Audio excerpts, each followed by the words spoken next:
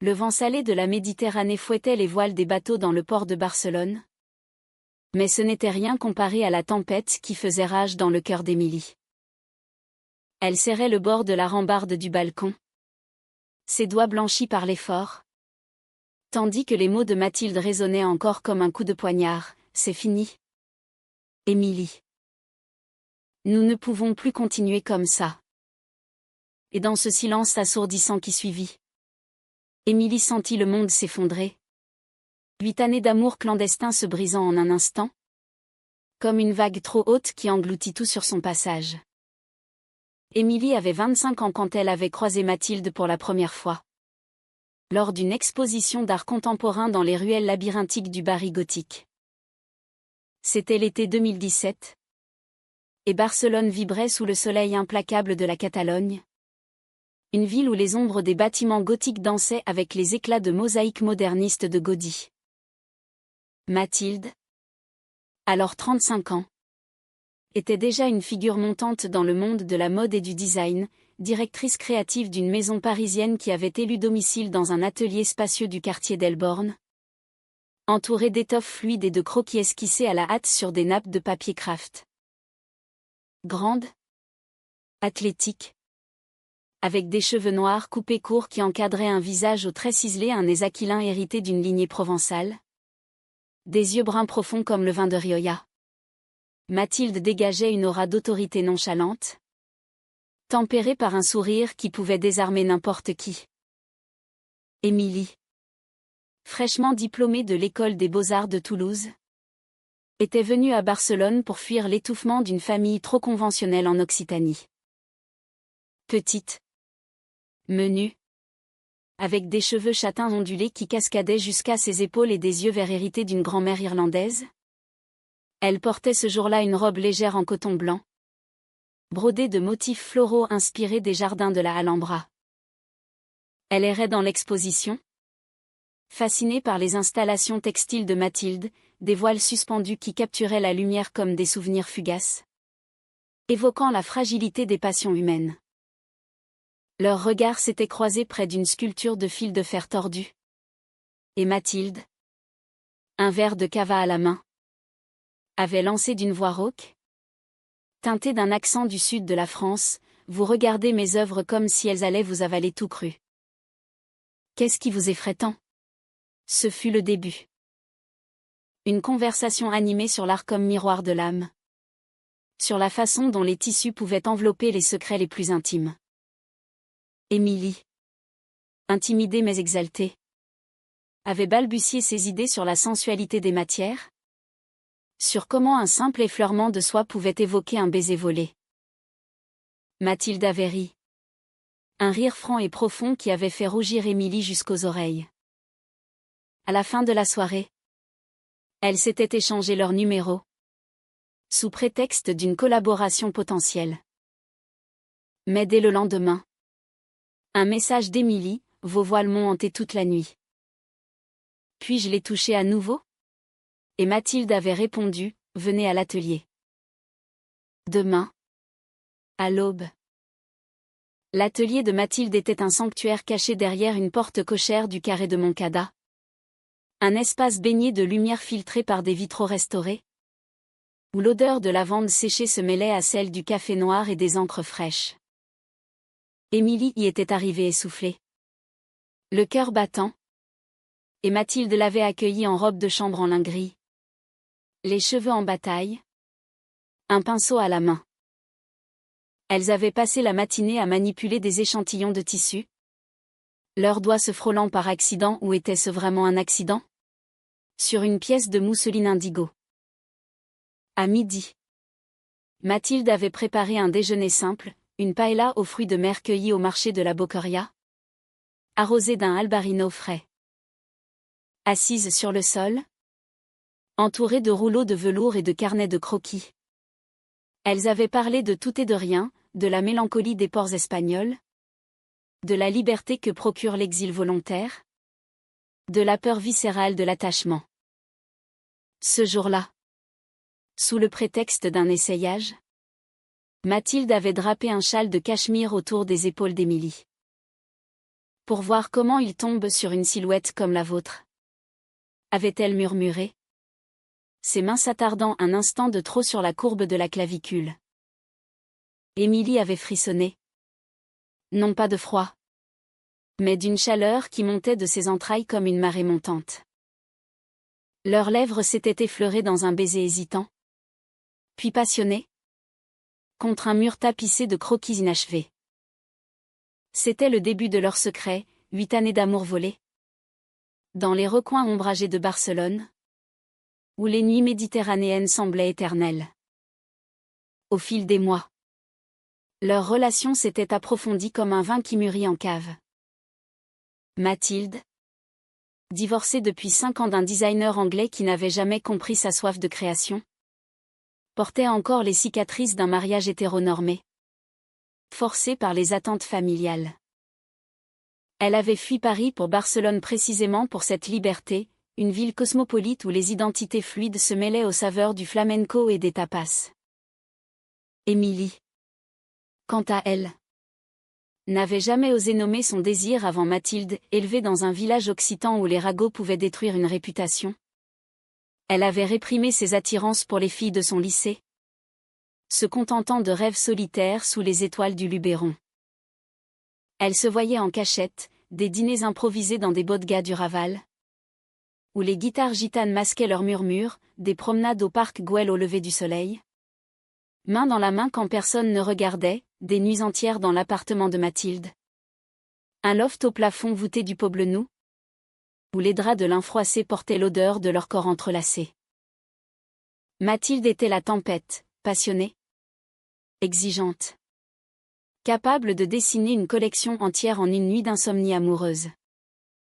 Émilie était la brise, douce, intuitive, apaisant les tourments de l'aîné avec des mots tendres et des caresses qui effaçaient les doutes. Mais le secret pesait.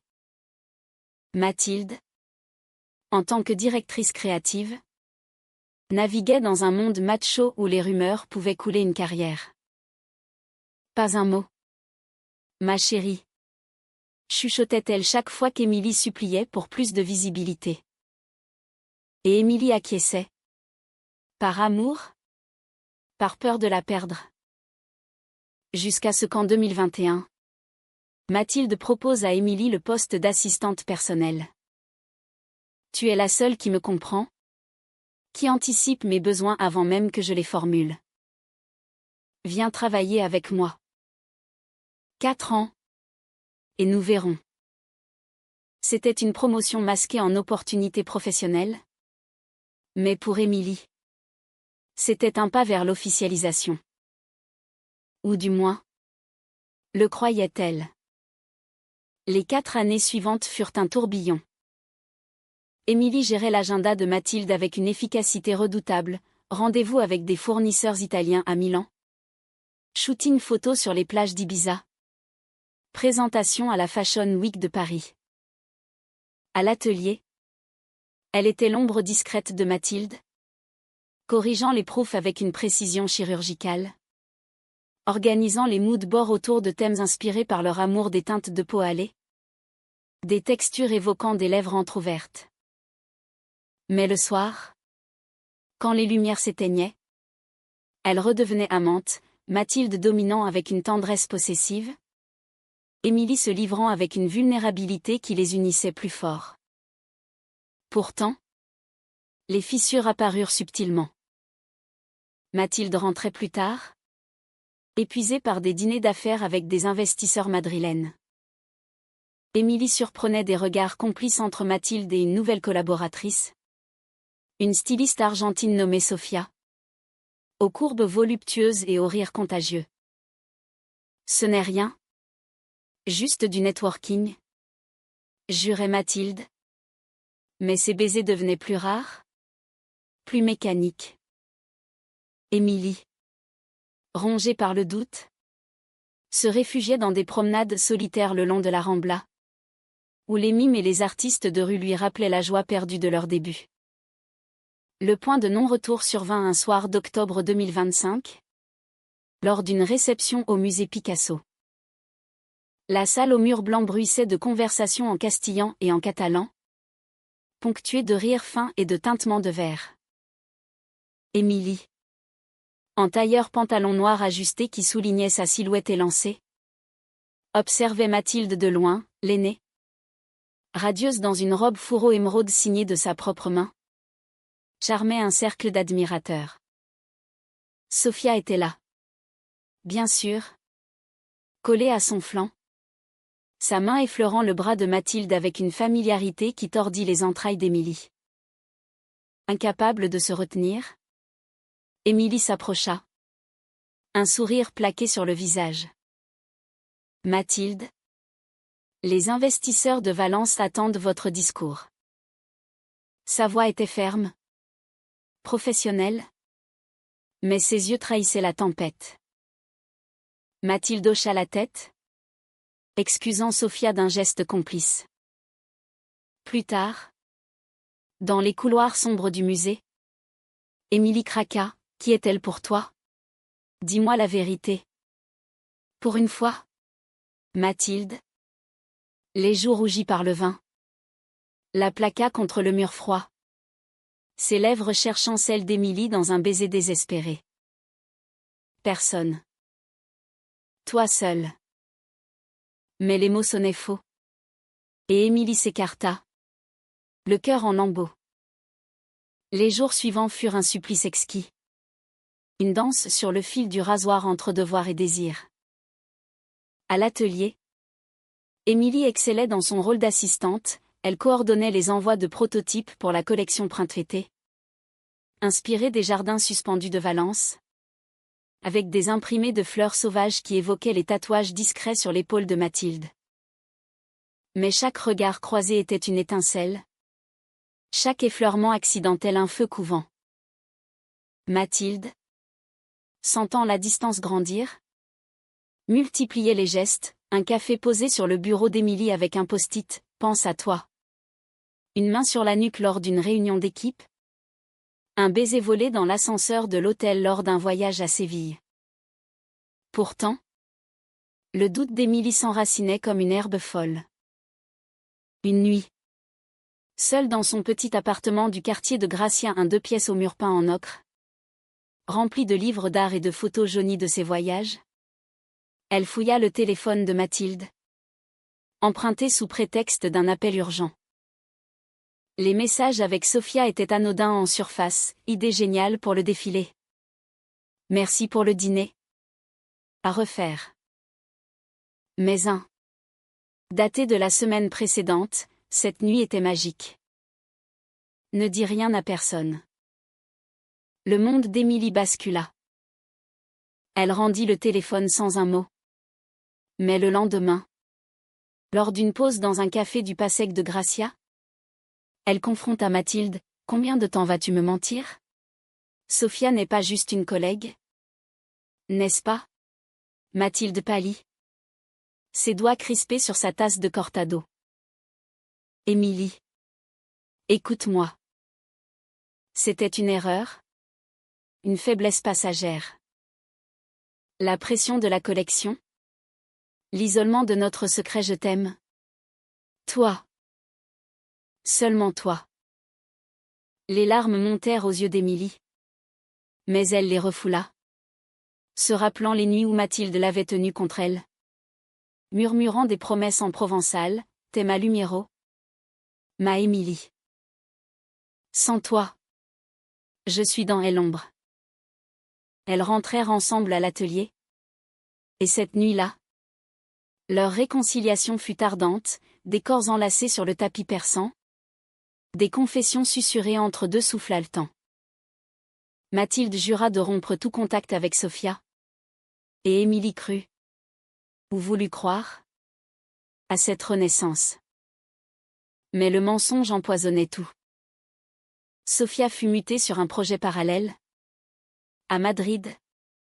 Et disparut de l'horizon immédiat. Mais son ombre planait.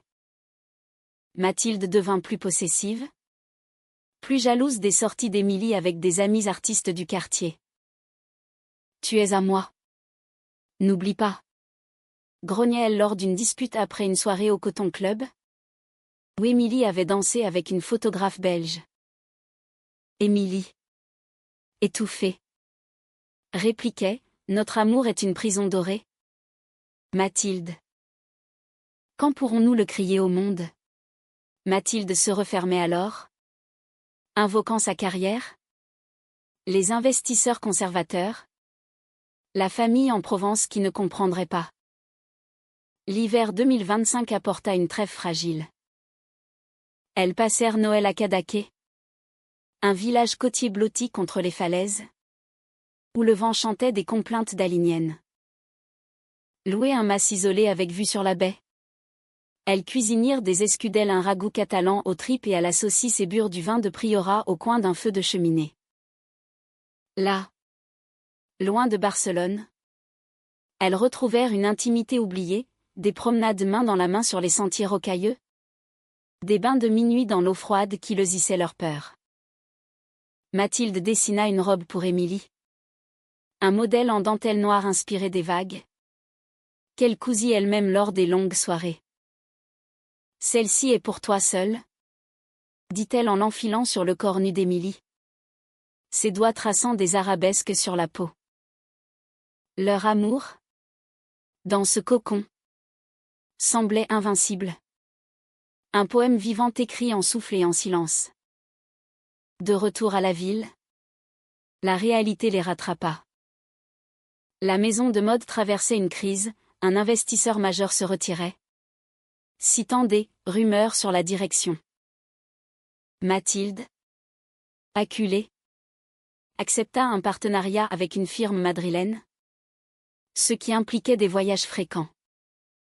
Émilie, promue coordinatrice de production, se retrouvait seule des nuits entières, à errer dans les rues pluvieuses de Barcelone, sous les néons du parallèle. C'est lors d'une de ses absences, en février, qu'elle rencontra Clara. Jeune galeriste de 28 ans, aux cheveux roux coupés au carré et aux yeux bleus perçants, Clara organisa une expo pour des artistes queer au CCCB. Émilie, invitée en tant qu'assistante de Mathilde, se lia d'amitié avec elle autour d'un verre de vermut. Clara était ouverte, fière de son identité lesbienne, et ses anecdotes sur des coming-out libérateurs touchèrent Émilie au vif. « Pourquoi cacher ce qui te rend vivante ?» demanda Clara un soir, alors qu'elle marchait vers la station de métro. Émilie hésita, puis murmura, « Parce que l'amour que j'ai est trop précieux pour le risquer. » Mais les doutes revinrent en force quand Mathilde, de retour d'un voyage, oublia leur anniversaire de 8 ans. Au lieu d'un dîner romantique, elle s'endormit épuisée sur le canapé, un dossier à la main. Émilie, blessée, sortit seule et appela Clara. Elles finirent la nuit dans un bar lesbien du Raval, la Federica, où la musique salsa masquait les confidences. Clara posa une main sur son bras. « Tu mérites d'être vue. » Émilie. Pas comme une ombre. Le conflit éclata mi-mars, lors d'une Fashion Week à Madrid. Mathilde présenta sa collection dans un hangar rénové du quartier de Malazana, des silhouettes fluides en lin et soie, évoquant la liberté des vents andalous. Émilie, en coulisses, ajustait les mannequins avec une précision maniaque, mais son esprit vagabondait. Sophia était là, revenue pour l'occasion, et Émilie surprit un baiser furtif entre elle et Mathilde dans une loge obscure. Le monde s'arrêta. Elle ne cria pas, ne fit pas de scène. Au lieu de cela, elle quitta l'hôtel à l'aube, prenant le premier train pour Barcelone, laissant un message laconique, « Je sais tout. C'est à toi de choisir. » Mathilde la rattrapa 2 jours plus tard, à l'atelier désert un dimanche matin. La pluie tambourinait sur les vitraux, transformant l'espace en un aquarium mélancolique. Émilie. Attends. Ce n'était rien. Un moment de faiblesse. Sophia ne compte pas. Toi. Tu es ma vie. Émilie. Les yeux rougis. Secoua la tête, 8 ans de mensonges. Mathilde. 4 ans à tes côtés. À te servir comme une ombre aimante. Et pourquoi? Pour être trahi à chaque coin de rue? Les mots fusèrent comme des éclats de verre, accusation de jalousie maladive de la part de Mathilde. De lâcheté de la part d'Émilie. Mathilde avoua, les pressions du milieu. La peur du scandale. Mais aussi une addiction au secret qui l'excitait autant qu'il la détruisait. J'ai peur de t'aimer au grand jour. Parce que cela rendrait tout réel. Et si ça s'effondre? Émilie s'effondra en larmes. Et Mathilde la prit dans ses bras. Leur corps se mêlant en un chaos de sanglots et de baisers salés. Choisis-moi. Alors. Ou libère-moi. Murmura Émilie contre son cou. Mathilde promit le changement, une thérapie de couple discrète. Une annonce progressive à l'équipe. Mais au fond d'elle, Émilie sentait la faille béante. Le printemps barcelonais explosa en une floraison tardive. Les jacarandas du parc de la Ciutadella saupoudrant les allées de pétales violets comme une pluie de regrets. Émilie et Mathilde tentèrent de recoller les morceaux, tissant leur amour brisé avec des fils plus solides. Elles commencèrent par des petites victoires, un dîner public au Kimay et Kimay, où Mathilde glissa sa main dans celle d'Émilie sous la table, ignorant les regards curieux des habitués. À l'atelier, Mathilde présenta Émilie comme sa muse et partenaire créative. Un euphémisme qui fit hausser les sourcils mais ouvrait la porte. Sofia fut définitivement écartée. Mutée à Lisbonne sous prétexte de diversification. Pourtant, le passé n'était pas effacé. Émilie, hantée par les images de la trahison, se rapprocha de Clara, qui devint une confidente bienveillante. Lors d'une expo au Macba, Clara l'invita à une after-party queer. Et pour la première fois depuis des années, Émilie dansa librement, son corps se libérant sous les beats électro. Mathilde, informée par un collègue, explosa au téléphone. « Tu me testes? Après tout ce que j'ai fait pour nous ?» Émilie raccrocha. Furieuse. Et passa la nuit chez Clara. Dans un appartement bohème du Born rempli de toiles abstraites et de plantes grimpantes. Ce n'est pas une rivale. C'est une amie qui me rappelle qui je suis. Expliqua-t-elle à Mathilde le lendemain. Lors d'une promenade le long de la Barceloneta, où les vagues léchaient les pieds des baigneurs. Mathilde, blessée dans son orgueil, se replia. Elle plongea dans le travail, finalisant une collection capsule inspirée par les azulejos de Grenade, des motifs géométriques en bleu et or, symbole d'unité fracturée. Émilie l'aida. Mais la tension était palpable, des silences lourds pendant les essayages. Des regards qui fuyaient. Un soir, après une dispute sur l'organisation d'un voyage à Paris pour la PFW, Mathilde lâcha. Peut-être que tu as raison. Peut-être que notre amour était condamné dès le départ. Un secret ne peut pas devenir une vie.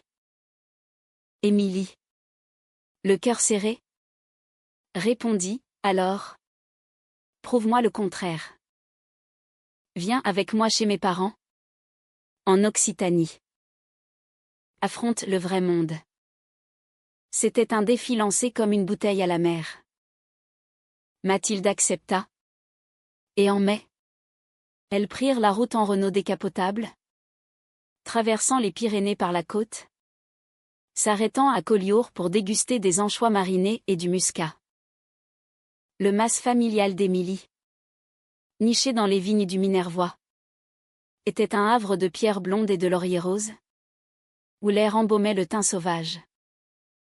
Les parents d'Émilie, un couple de vignerons traditionnalistes, le père bourru aux mains calleuses, la mère douce aux recettes ancestrales, les accueillirent avec une suspicion polie. Lors du dîner, autour d'une table chargée de cassoulet et de vin rouge, Mathilde parla de son travail avec passion, évoquant comment l'art pouvait transcender les barrières. Émilie, serrant sa main sous la nappe, sentit une fierté nouvelle, voir Mathilde si assurée en public, vulnérable face à ce jugement muet. Mais la nuit, dans la chambre d'enfance d'Émilie, un lit étroit sous les poutres apparentes, les fantômes revinrent. Mathilde se réveilla en sursaut d'un cauchemar, murmurant, « Il me regarde comme une anomalie. » Et si c'est vrai? Émilie la consola, leur corps se cherchant dans l'obscurité. Mais le lendemain, lors d'une balade dans les vignes, la mère d'Émilie glissa à sa fille, « Elle est charmante. » Mais est-ce sérieux? Ou juste une phase? Émilie explosa intérieurement, défendant Mathilde avec une ferveur qui surprit tout le monde. Pourtant, ce soir-là, Mathilde annonça son départ anticipé, « Je ne veux pas être la raison de tes conflits familiaux. » De retour à Barcelone, la brèche s'élargit. Mathilde s'éloigna, prétextant des deadlines, tandis qu'Émilie, encouragée par Clara, envisagea un atelier solo, une ligne de bijoux inspirés par leurs souvenirs, des pendentifs en argent martelé évoquant des serrures ouvertes. Clara devint plus qu'une amie, lors d'une soirée au festival de cinéma queer au Verdi. Leurs lèvres se frôlèrent dans un baiser impulsif, ivre de liberté et de vin. Émilie s'écarta, coupable. Mais le mal était fait. Elle confessa tout à Mathilde lors d'une confrontation explosive sur la terrasse de l'appartement, sous un ciel étoilé qui semblait moqueur. « Tu m'as remplacé ?» Avec elle, hurla Mathilde, les larmes coulant sur ses joues. Émilie secoua la tête, « Non. C'était une erreur. Mais toi, tu m'as trahi en premier. » Comment reconstruire sur des ruines? La nuit se mua en une bataille verbale. Des aveux déchirants, Mathilde admit une attirance persistante pour Sofia. Un appel nocturne à Lisbonne qui avait ravivé la flamme, Émilie confessa sa fascination pour la vie ouverte de Clara. Un appel à l'authenticité qu'elle n'avait jamais eue. Elles s'effondrèrent ensemble sur le sol de la terrasse, enlacées dans un chaos de pleurs, leurs corps tremblant comme des feuilles au vent. Le lendemain, Mathilde prit une décision radicale, elle démissionna de sa direction créative, vendant sa part de l'atelier à un partenaire junior, pour se lancer en freelance. Je veux recommencer, sans les chaînes du secret. Avec toi. Si tu le veux encore. Émilie, touchée, accepta une pause, un mois séparés, pour guérir. Elle partit pour un stage à Séville, chez un artisan du cuir, tandis que Mathilde s'envola pour la Provence, chez sa sœur, pour affronter ses propres démons familiaux. À Séville, sous le soleil andalou qui dorait les dômes de la Giralda, Émilie se perdit dans le travail, tannage de cuir souple, ciselures inspirées des patios mauresques. Les nuits, elle écrivait des lettres à Mathilde non envoyées, déversant son âme, « Tu m'as appris l'amour comme une toile vierge, à peindre avec audace. Mais j'apprends maintenant à peindre seule. » Clara l'appelait, tentatrice. Mais Émilie résistait, se rappelant les rires partagés avec Mathilde lors de leurs escapades à Sitges. Mathilde, à Aix-en-Provence, marchait dans les allées de la fontaine des Neuf Jets, confrontant sa mère âgée, « Maman, j'aime une femme.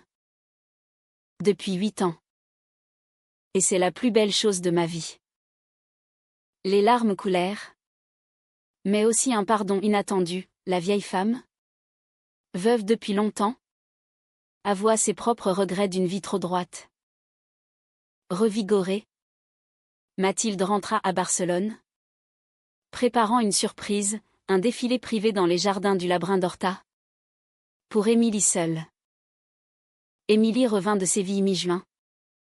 La peau hâlée et l'esprit clair, portant un sac rempli d'échantillons de cuir et de croquis pour sa propre collection. Barcelone l'accueillit avec sa moiteur estivale. Les fontaines de la Plaça Royal crachotant sous la chaleur. Elle trouva l'appartement vide. Un mot sur la table, retrouve-moi au Labrin. Ce soir, 20h. M. Le cœur battant, elle s'y rendit. Traversant les haies taillées du parc comme un labyrinthe de son propre cœur. Au centre du labyrinthe, sous un cyprès centenaire, Mathilde l'attendait. Elle avait transformé l'espace en un podium éphémère, des mannequins inertes drapés de soieries chatoyantes, éclairés par des lanternes marocaines qui diffusaient une lumière tamisée. Au sol, un tapis de pétales de rose rouge, non pas un cliché romantique, mais un symbole brut, épineux, de leur passion. Mathilde, en pantalon large noir et chemisier blanc vaporeux, s'approcha, les yeux brillants. J'ai tout quitté pour ça. Pour nous. Regarde. Le défilé fut une révélation, chaque silhouette narrait leur histoire. La première, une robe en lin blanc froissé, évoquait leur rencontre à l'expo, une autre, en cachemire indigo. Les nuits volées, la collection culminait avec une pièce centrale. Un ensemble en dentelle noire et cuir martelé, collaboration secrète avec les artisans sévillans d'Émilie, symbolisant la fusion de leurs mondes. Pas de public. Juste elles deux. Et au final, Mathilde prit la parole. Sa voix chevrotante, Émilie. Tu as été mon assistante? Ma muse? Mon secret. Mais aujourd'hui, je veux que tu sois ma partenaire. Au grand jour. Si tu le veux. Émilie, émue aux larmes, s'avança. Oui. Mais pas comme avant. Équal. Libre. Elles s'embrassèrent sous les étoiles. Un baiser profond. Libérateur. Tandis que le vent du soir agitait les voiles comme des applaudissements fantômes. Ce fut le début d'une nouvelle ère, elles lancèrent une marque commune. Ombre et lumière. Un label queer-friendly qui mêlait mode et artisanat. Présenté lors d'un pop-up au Palo de la Musica Catalana. Les critiques parlèrent d'une « renaissance audacieuse ». Et pour la première fois, Émilie posa en front rond la main de Mathilde dans la sienne. Les mois suivants furent un apprentissage doux amer. Il y eut des ragots dans le milieu, des investisseurs qui se retirèrent, des amis qui s'éloignèrent, mais aussi des soutiens inattendus. Clara devint une alliée, organisant des events pour leur marque, la famille d'Émilie. Lentement, s'ouvrit, invitant Mathilde aux vendanges annuelles. Mathilde, libérée du poids du secret, créa avec une ferveur renouvelée, des collections inspirées par les ports cosmopolites, des tissus qui célébraient la fluidité des identités. Pourtant, la cicatrice de la trahison resta. Lors d'une nuit orageuse en septembre, alors que la tramontane hurlait depuis les Baléares, Émilie confia, parfois. Je crains que ce ne soit un rêve fragile. Mathilde, la serrant contre elle dans leur nouveau loft au Poblenou, un espace ouvert avec vue sur la mer, rempli de leurs œuvres communes, répondit, l'amour vrai n'est pas parfait, ma chérie. C'est humain. Imparfait. Comme nous. Et c'est pour ça qu'il dure. 8 ans après leur premier baiser, un soir de novembre 2025, elles marchèrent sur la plage de la Barceloneta, pieds nus dans le sable froid. Un feu de camp improvisé crépitant derrière elles. Mathilde sortit une bague simple, en or martelé avec une pierre de lune, symbole de face changeante. Pas un mariage. Pas encore. Juste une promesse. De grandir ensemble. Sans ombre.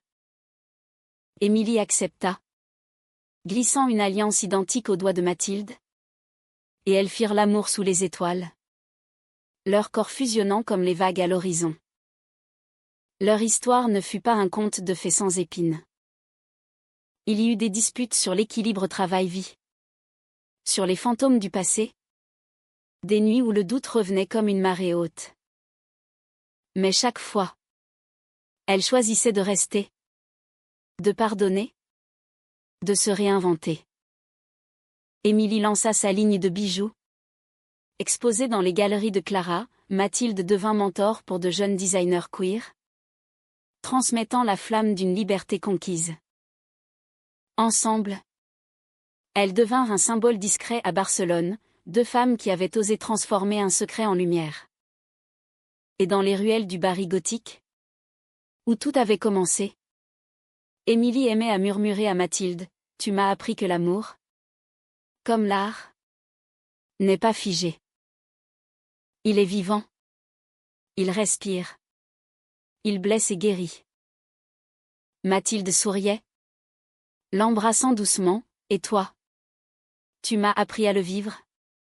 Sans peur. » Sous le ciel méditerranéen, éternel et changeant, leur amour s'épanouissait humain. Imparfait. Profondément vrai.